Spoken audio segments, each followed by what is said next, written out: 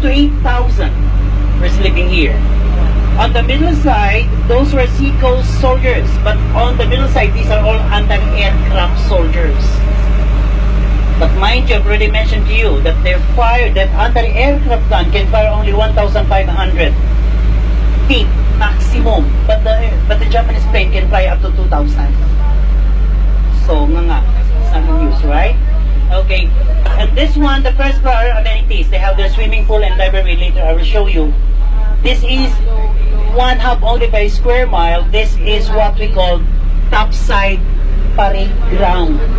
This is where they do their practice, their gun shooting, their baseball, volleyball, and any activity here. But this is the place where the Americans parachuted in 1945 for the retaking of Corregidor. Mind you, the initial plan is 1,000 feet above. 1,000 feet. But when they realized that was February 16, if they do 1,000 here, they drop it here, they land up not on the head side but on the sea. Because it was windy. They decided to change. They decided to place it into 400 feet. Much lower. But that is what they call suicidal jump. And the estimate casualty will be 50%. So out of 2,000, that's gonna be 1,000 will die. But apparently it's more than 17 only dies and more than 23 casualties. And from this point, they are on top. The Japanese thought, because when the Japanese settles in Corregidor, they went on the tail going up. But the Americans went on top, going down. And some American soldiers from the down went on the tail, some on the top. Top and tail, and the Japanese were here. Malinis at target. So for 17 days, they battled. But when the Japanese entered Corregidor, they only battled here for 2 days. Because the soldiers at the time in 1942 have already been sick, tired, hungry, and everything. They cannot fight because they have no more ammunition. Because the help or the reinforcement did not come on time. It came when MacArthur returns. Okay? This is the biggest. By the way, this is not 1 mile. They call it 1 mile, but this is not 1 mile. Only 1,520 feet long.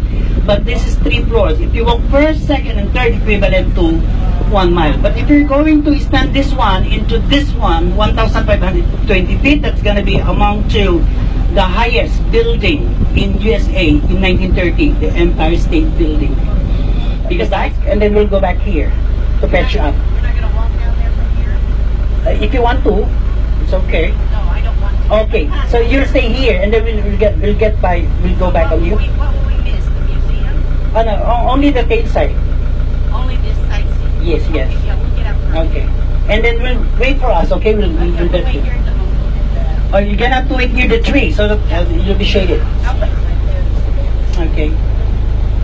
Because they came from Texas, and this is in commemoration for them. They are soldiers here, American soldiers, who were graduate of Texas University, and they were soldiers during World War II. And they were famous for that. They were called the August. American who parachuted here became the Rock Force, or the 503rd parachuters. First, they came from Mindoro, and they went off here. And then those ammunition are part of this, at the time, they parachuted also here. They used colored parachute, white for the soldiers, green for the food and medicine, and red for the ammunition. But it was painted now with green. Okay, dun tayo sa likod. Balikan mo.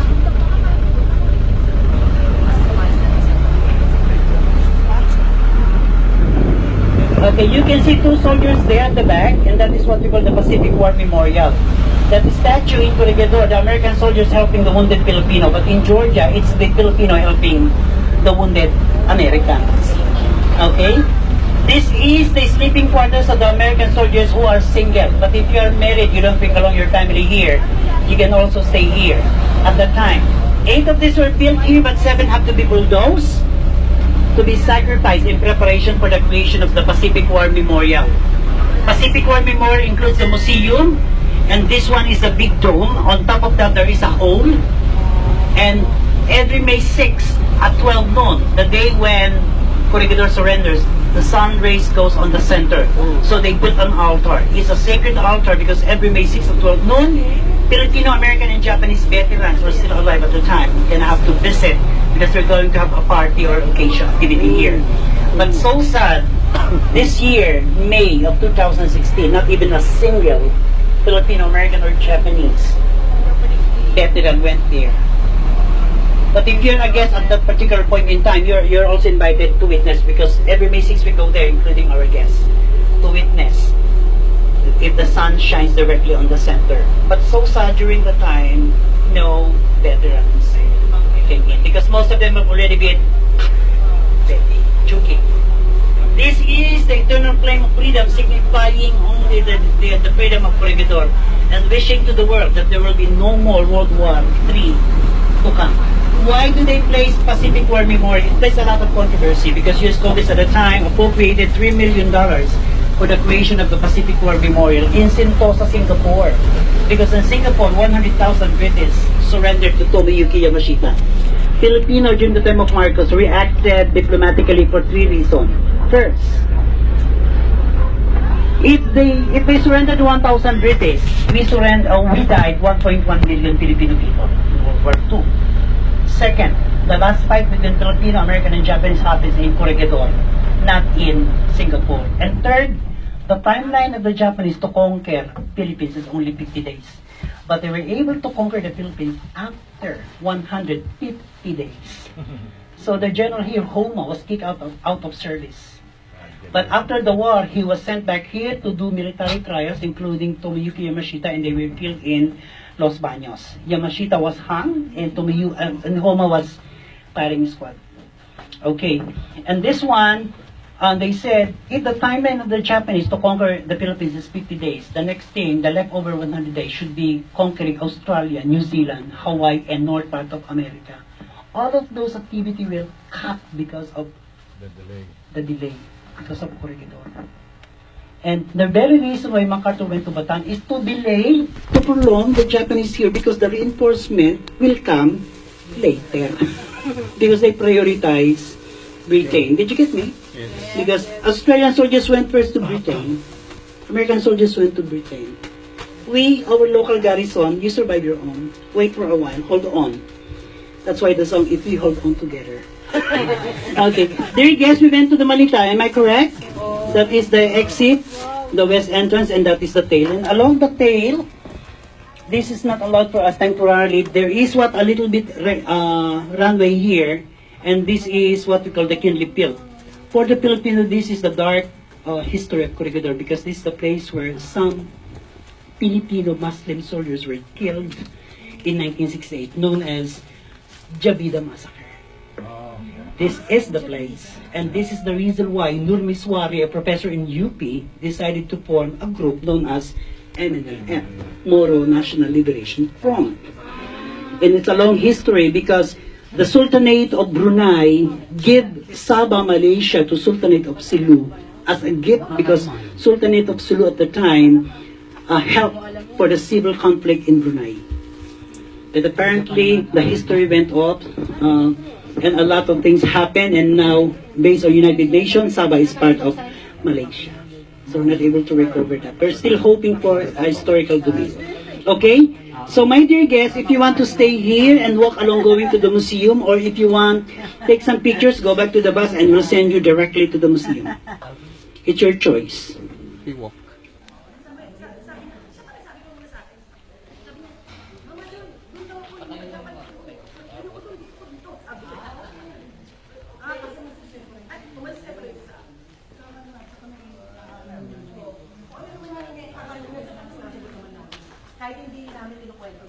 Okay. My dear guests, you get pictures here, because this is what this gun have a counterweight. Listen, if this gun, they have a counterweight, it's about 60 tons. It's a piece. You can see another counterweight on the other gun. For example, if the counterweight goes up, the barrel goes down. If the counterweight goes down, the barrel goes up and fires. And hide again. So that the Japanese were not able to recognize the origin of the bug. In Bataan, these are meant for Bataan. These are meant for ships. No ship comes, so they try to bomb these two. They cannot fight here to Cavite Airport. So we'll go upstairs.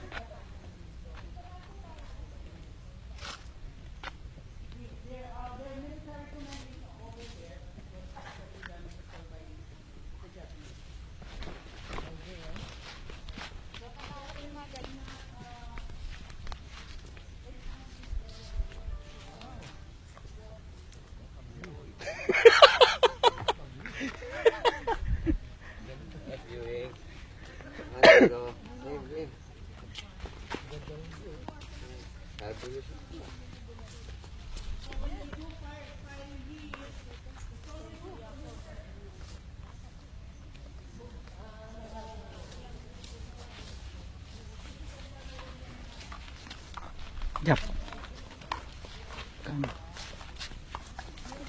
Kabidyo yan. Oh, may speech ka ba? Ha? Meron kang speech. Ano masasabi mo sa Bataan? At sa Corregidor pala. Doon tayo doon. Walang signal. Wala signal. Walang. Hindi Eh ko po. mapalipad yung drone ko. May focus stop naman eh. May gym pa. Laki ng ano, 45 yan dati. Wait, please. Hawakan mo dati. Shows to go there. Nawala. Meron yun. Ah.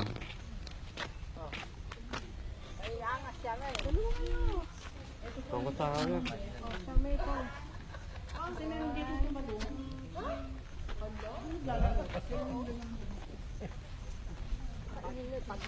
Okay, my dear guests, overlooking. This is now Bataan. And that is the tip of Bataan. They call this Amunong Buaya.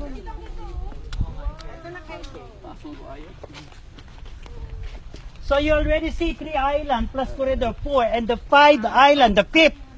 You can see the small island there.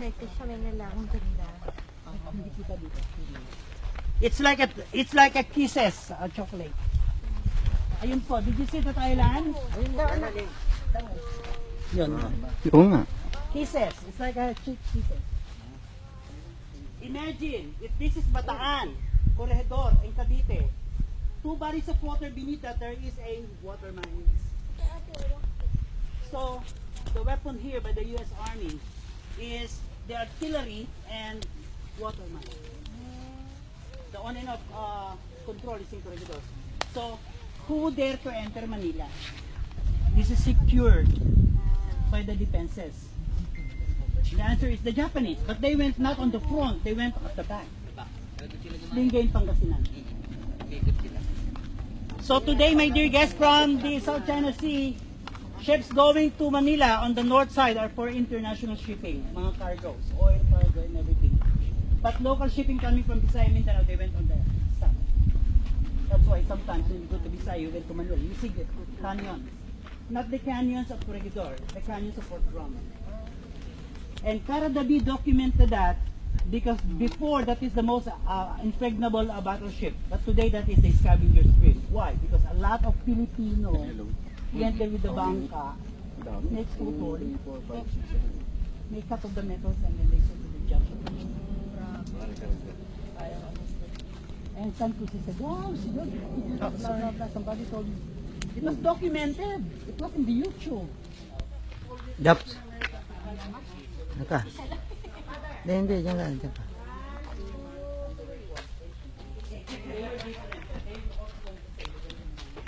Aba.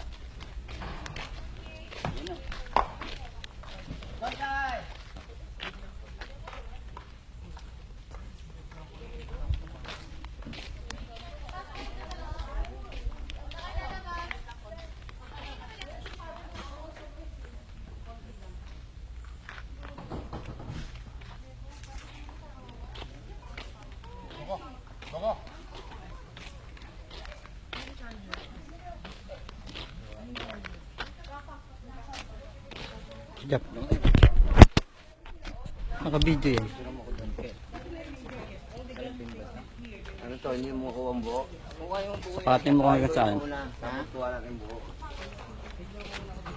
Laki. Oh, namatay. Ba't namatay? Nakuha ko yan. Nakuha pa ba ito? Oo. Bagay! Bagay! Ano ba, maka-upload ba talaga? Siyempre, I'll start return. I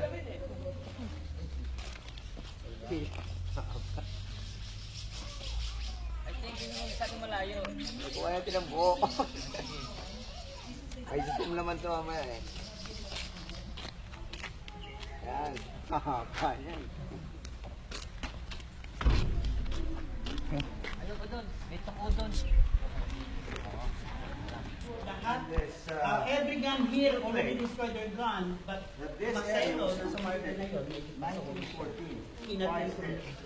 Well, it is because they had put that here and the other one Because these are being by mandated.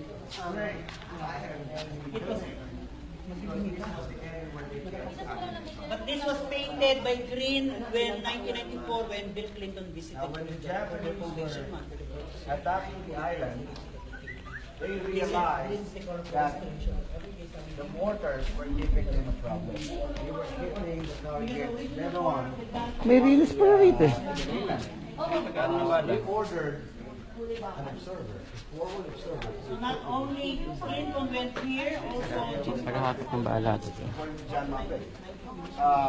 With that said, the Japanese were able to get this position and they ordered 340 millimeter shells to be unloaded towards this area. It had hit two of the guns or the mortar on the left side of the battery. This i-check mo baka tapos tayo damage Taas pa sa'yo. Tatlong beses. Sir Jobs, kunin mo ko dito mamaya. Meron ka niya. Hindi, solo yung walang ano. Ma'am, dito kung gusto Last ano pala yan eh. Last battery na pinire during... Last battery na na-shoot. Oo. Nag-leak, may leak. Ganito, ano mo ako dito? Okay. And you'll do it for me also. they said here, sabi ko, dito ba dapat? Are we wait? Ships. Okay, one. So, X. Thank you. Okay, game. 1, 2. Jap, kasya ka dun sa kanyon eh, sa loob. Medyo trumpet. Tsatsakan sa'yo. So, ano Depress ito. Hindi mo kita yung mga kanto sa force. Okay, okay na. Isa pa. Game. 1, 2. Dami pa ito. Pag nakita ko doon, anong distansya ko? Tapos na yun, and then, ang pinpoint nila, taas dito. Okay, set your gun 45 degrees, 1,000 high decreasing ang bala. Boom. Pag tira, hindi mo alam, yung father, tatawag sa'yo. Pag hindi, para bang triangulation method sa Tagalog. Minsan tama, minsan hindi. But one time, tumama ito doon. Then one time, tumira ulit. During the day. Kaya hindi kasi mo alam kung pinigil mo. Kinabukasan mo.